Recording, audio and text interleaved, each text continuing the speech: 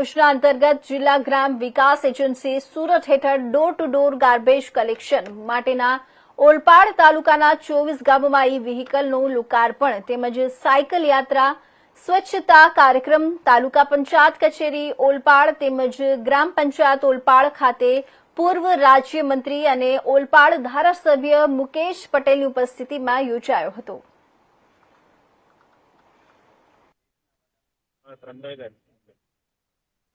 આજે સમગ્ર ઓલપાડના 108 ગામની અંદર સફાઈનો ઝુંબેશ જ્યારે ચાલી રહ્યો છે ત્યારે આવતીકાલે વિશ્વ પર્યાવરણ દિવસ હોય ત્યારે ઓલપાડ તાલુકાના તમામ NGO સાથે મળીને સમગ્ર ઓલપાડની અંદર સાયકલની ઉપર એક પેડ માટેના વૃક્ષોનું જતન કરીએ, સ્વચ્છ રાખીએ. સંદેશ સાથે સવારમાં રેલી નીકળી હતી. સાથે સાથે આજે ઓલપાડની અંદર 108 ગામની અંદર આમ તો દરેક ગામોની અંદર સભા થાય છે, પણ વિશેષ ઝુંબેશ તરીકે ફરી એકવાર આ સફાઈ ઝુંબેશનો આરંભ કર્યો છે. ઓલપાડ તાલુકાની અંદર લગભગ આજે 34 જેટલી ઈ રિક્ષાઓ પણ આપી છે.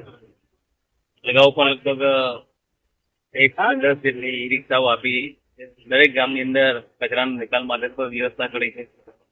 ઓલપાડ સ્વસ્થ રહે એના માટે સૌ NGO મળી, સૌ આગેવાનો, સૌ સામાજિક સંસ્થાઓ મળીને સફાઈ અભિયાન આવતીકાલે દેશના વડાપ્રધાન નરેન્દ્રભાઈ મોદી સાહેબ જયારે સુરત આવવાના હોય ત્યારે સમગ્ર સુરત જિલ્લામાં સુરત શહેરમાં એક સંદેશો આપવા માંગે છે કે તમે પણ નરેન્દ્રભાઈ મોદી સાહેબની જે અપીલ છે એ રીતે એમને સ્વચ્છતા અભિયાનને જે લોકોની વચ્ચે મૂકી ત્યારે લોકોએ એને જન આંદોલન બનાવી દીધું છે.